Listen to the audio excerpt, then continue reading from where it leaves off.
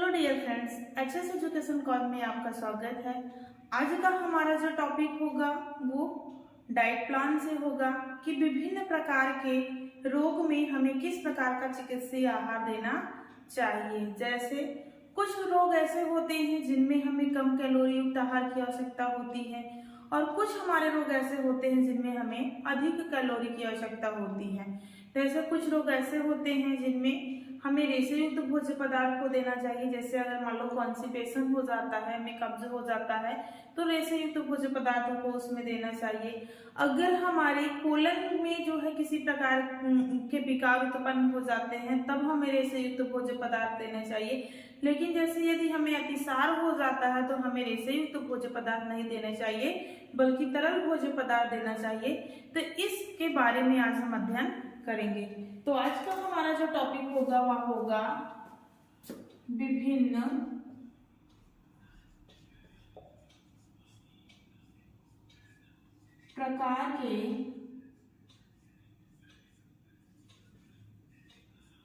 प्रकार के चिकित्सीय आहार।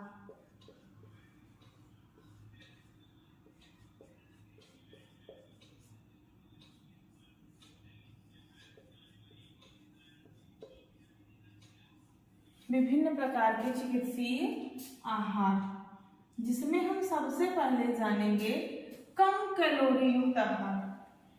सबसे पहला पॉइंट हमारा क्या होगा? कम कैलोरी युक्त आहार। हम जानेंगे कि कम कैलोरी युक्त आहार हमें किन किन रोग में दिया जाता है।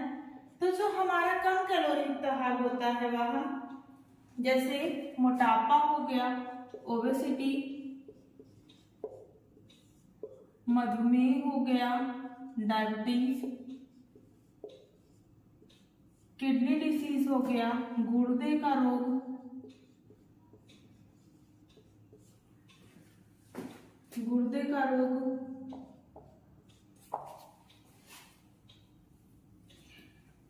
उसके बाद हृदय रोग,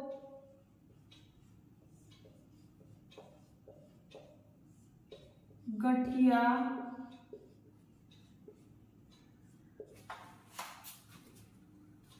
पित्ताशय की बीमारी, पित्ताशय की बीमारी आदि ETC।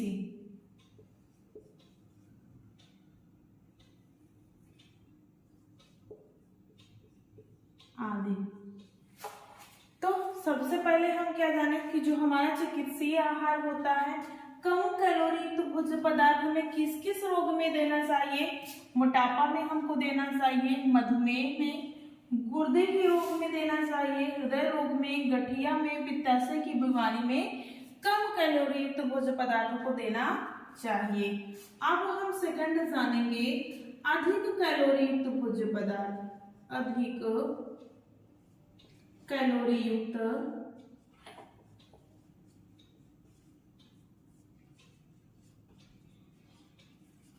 भोज्य पदार्थ, अधिक कैलोरी युक्त आहार।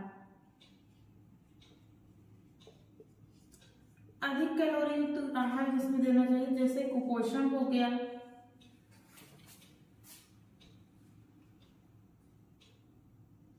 बुखार में,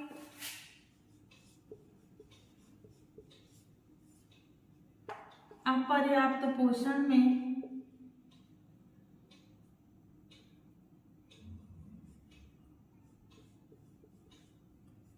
अपर्याप्त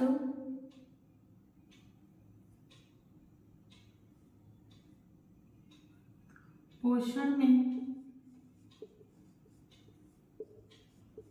कुपोषण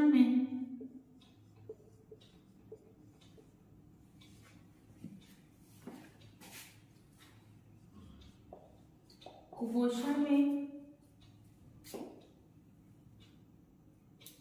थायराइड ग्रंथि की सक्रियता में, थायराइड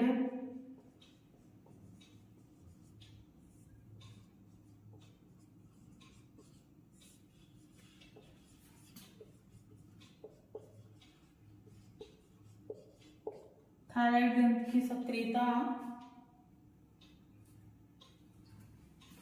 तीव्र बीमारी से सुधरने की स्थिति में, तीव्र बीमारी से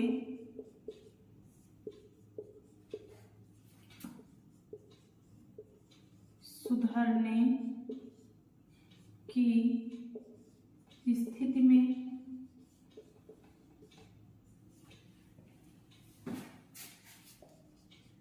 और भार में वृद्धि हेतु, भार में वृद्धि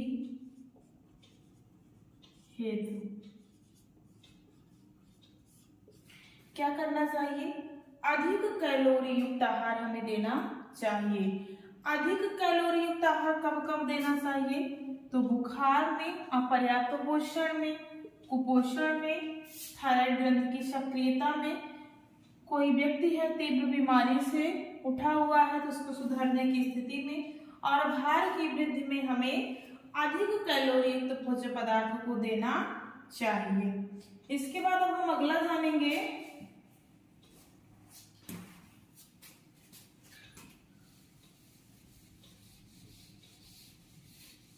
प्रोटीन के बारे में।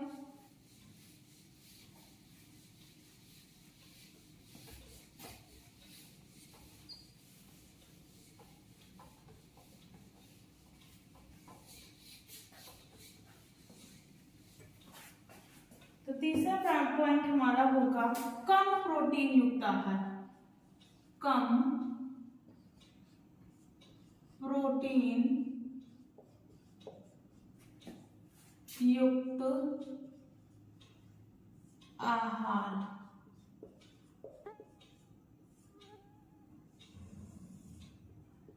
कम प्रोटीन युक्त आहार किस किस अवस्था में दिया जाता है? गुर्दे के रोग,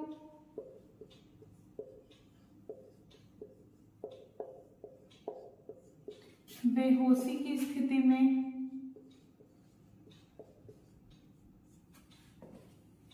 बेहोशी की स्थिति में,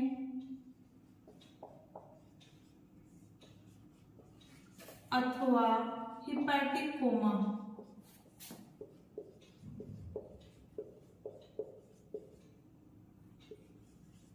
हिपैटिक कोमा में। तो कम प्रोटीन युक्त आहार हमें कब कब देना चाहिए? हमें किडनी संबंधी कोई डिसीज हुआ है, बेहोशी की स्थिति में और हिपैटिक कोमा में कम प्रोटीन युक्त आहार देना चाहिए। अगला हम जानेंगे अधिक प्रोटीन युक्त आहार कब देना चाहिए। अधिक प्रोटीन युक्त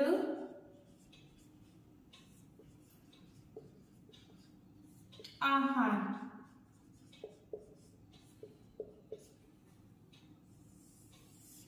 अधिक प्रोटीन युक्त आहार कब देना चाहिए? तो प्रोटीन की कमी में, प्रोटीन की कमी, रक्त अल्पता,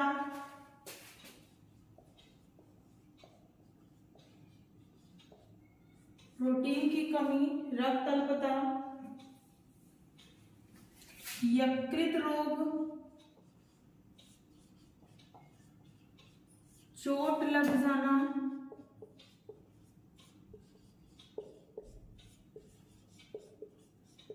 जल जाने पर,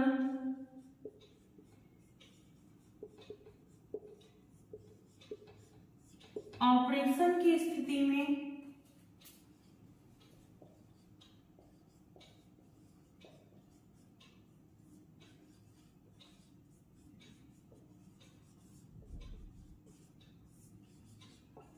ऑपरेशन की स्थिति में,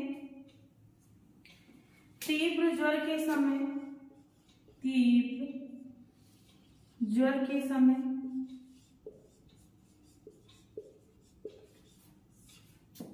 क्षय रोग में, क्षय रोग मतलब टीबी, क्षय रोग में,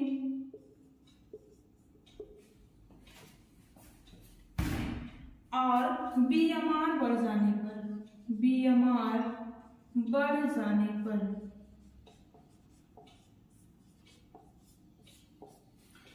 तो हमें अधिक प्रोटीन युक्त आहार कब कब देना चाहिए?